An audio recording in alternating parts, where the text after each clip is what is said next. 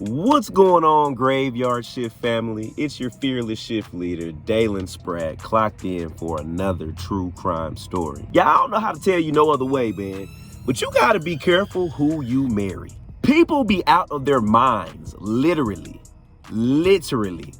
You have to be careful who you marry. I tell people all the time, if you ain't been dating that person for at least I say 2 years, but 2 years sometimes ain't even long enough. You gotta really know the person, know their past, their present, and their future. This story hits close to home because it happened right here in Atlanta, Georgia. This story is about a millionaire. And simply because you're going through a divorce, simply because I was going through a divorce from Lita. A man by the name of James Sullivan. You see, old James was slick. He was making money. He was running it up. He had been married before. All of that stuff, right? Oh, not that it has anything to do with anything, but James is a white man living in Atlanta, and he, I guess, liked him some sisters. Okay? Ain't nothing wrong with a little coffee in your milk. Or is it milk in your coffee? Whatever it is, man. James likes sisters. And in 1975, James met a sister by the name of Lita McClinton. Now, Lita came from a well-to-do family in Atlanta. Like, her family was known in Atlanta. They were shakers and movers. So she came from not saying that they were necessarily wealthy or rich, but they were known and popular, right? So Lita was working at the mall in Atlanta. And they said, how's she known and popular? She work at the mall? I don't know. This is 1975, y'all. She worked at the mall. But apparently that's where James met her. And a few years after meeting her, James ended up marrying her after he divorced his first wife. Now, this is what threw James off. When James got that first divorce from his first wife, he lost a lot of his fortune. He lost a considerable amount of money and property while going through that divorce. So now he getting himself into another relationship, right? But in his mind, he like, all right, I gotta keep my antennas up. The last woman I was head over heels with got me. All right. Now, Lita's family, they was concerned. They was like, this man coming into your life after a divorce, going through financial issues, they was afraid that he only married Lita because of the high power that they had in Atlanta. So all the relationships, you know what I'm saying, the people that they knew, they were just afraid that their daughter Lita was just, you know what I'm saying, this man was marrying her for the wrong reasons. So after a little while, Lita and James end up later moving to Palm Beach, Florida. And this was like during the early 1980s. But see, when they got to Palm Beach, they started having some real disagreements, some real arguments. James' whole MO was to get her away from her family so he could have more control. So this is when the arguments really flared up, like really flared up. They was getting into it over the smallest and the biggest of things. And see, Lita's parents, Emery and Joanne, believed that he was trying to literally control every part of Lita's life. Who she talked to, who she would be around, who she hung out with, the money she spent, everything. So then in 1985, I guess Lita just got tired of it. She was just fed up with the lifestyle that she was living in Palm Beach. So she literally filed for divorce from James. She left him, she left Palm Beach, and she literally moved right up the street to Buckhead. She got her a townhouse in Buckhead, which is a nicer area in the Atlanta, metroplex, right? So Lita and James were right in the middle of a nasty divorce proceedings, right? Out the blue, on the day that she was supposed to go to court to testify, Lita gets a ring at the door. She goes to the door, she opens it.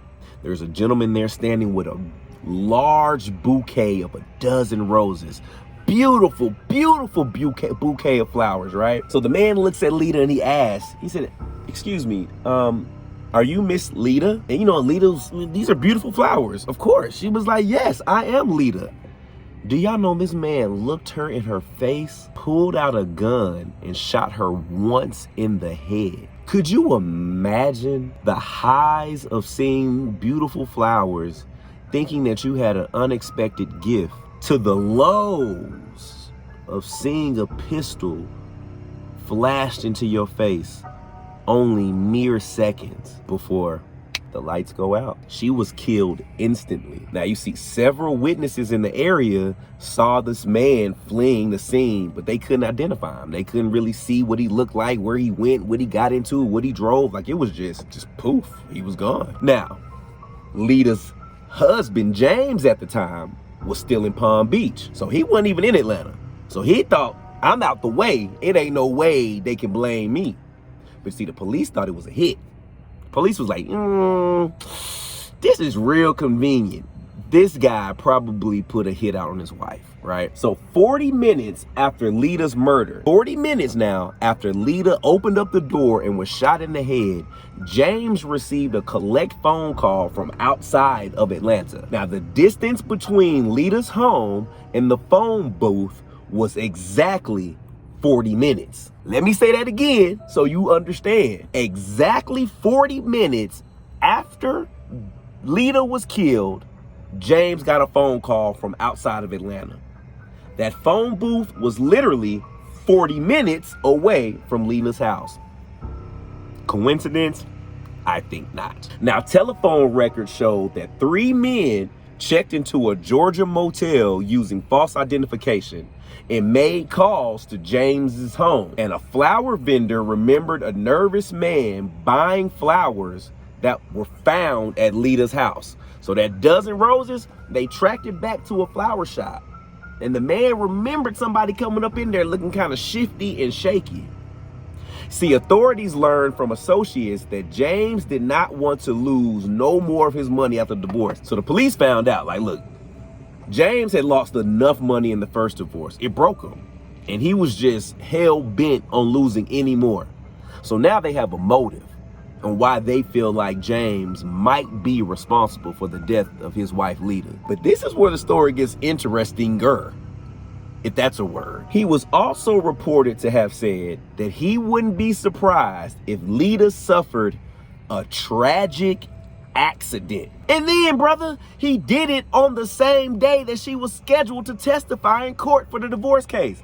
Bro, how convenient can you be? Now, the gunman was never identified and the murder weapon was never found. But a few months after Lita's murder, James was arrested and charged with it. Now, the police was like, we ain't got no weapon and we don't know who did it. But damn it, James, I know your ass has something to do with it. So they arrested him. But the case was dismissed due to a lack of evidence. So he skated on up out of that. But then 8 months later, he remarried a woman by the name of Suki Rogers. Oh, Suki now. Suki Rogers. However, 3 years later, guess what happened? Would he killed her too?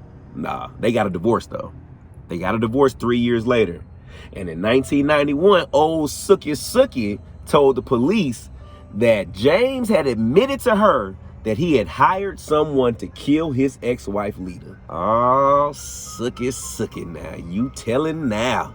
Don't go try to tell now, Suki. So then, in 1992, James was arrested again and charged in federal court with arranging Lita's murder. However, again, the case was dismissed.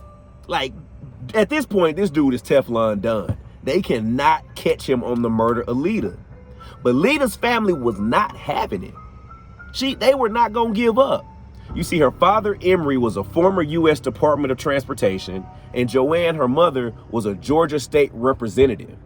And they were among Atlanta's most prominent African-American families, and they were able to keep the case alive. They had so much pull in Atlanta that they weren't gonna let their baby just be killed with no explanation. So they ended up filing a $4 million civil suit. They filed a $4 million civil suit against James, and they won. They won. And in February of 1998, a North Carolina man by the name of Philip Harwood was arrested on unrelated charges. But you come to find out, old Philip used to work for James, moving furniture for him. So they had a relationship now, and Philip's girlfriend told the police that he had implicated himself in Lita's murder. Y'all are starting to see the reoccurring theme in this story. She also said that shortly after that, Her and Philip met with James, right? So after the murder, Philip and his girl end up meeting with James, and James paid Philip for committing the murder. Now, the police get all this information from Philip's girlfriend, and they go to Philip, and Philip confessed to her straight up. And he claimed that James hired him to kill his wife, Lita. And he admitted that he was the man that had went to the flower shop and picked up the flowers. He was the man that showed up to the door, rang it, and he was the man that pulled the trigger. He was also the man that made the phone call to James's house that morning. And finally, in May of 1998, James was charged with felony murder and a warrant was issued for his arrest. So he made arrangements with his lawyer to finally turn himself in. Sadly, that never happened. What y'all think happened to old James? Wrong. I know y'all probably thought he probably did something to himself, right? Or somebody did something to him. No. No. Authorities believe that James fled the country shortly after the arrest warrant was made. James wasn't playing with y'all. He got on up out of here. They knew they wanted him for murder. James was like, not me, not today. He fled the country. They thought that he was in Ireland, where he had dual citizenship. So they trying to figure out how they gonna get James out of, they trying to figure out how they gonna get James up out of old Ireland, right? But come to find out, as a result of all of the efforts from all of the agencies, old James' ass got captured, but he wasn't in Ireland. Do you know the FBI received tips that James had been living in a condominium with his new girlfriend in Thailand? James apparently just liked ethnic women. Like, my boy, James, you had a thing. Hey, I ain't mad at you, brother. I ain't mad at you, but dang, James. Listen, they found James in Thailand. He had been living in Thailand since he vanished in 1998. And on July 2nd, 2002, he was arrested and extradited back to Georgia. They put his ass through the ringer again. And in 2006, he was convicted finally of the murder of Miss Lita. And James was sentenced to life in prison without parole. And you remember old flower man Phil? Well, Philip ended up pleading guilty to manslaughter. And he was sentenced to 20 years in prison. And he was actually released from prison in 2018. I don't think you should ever get out of jail for something like that. That is the most heinous thing. You go to a woman's door dressed as a delivery man, holding a bouquet of flowers only to deceive her, to be deceptive, to be cunning, to be evil. And in that moment, you pull out a gun and you take this woman's life. And they say he was only paid $25,000. It's crazy to think that your life could be worth $25,000. Then this man fled to Thailand, and God knows what he would have did to that woman that he was dating over there. Again, be careful who you fall in love with, because people are not always who they say they are. I'm Dalen Spratt. This is Graveyard Shift True Crime. And until next time, love, love, love.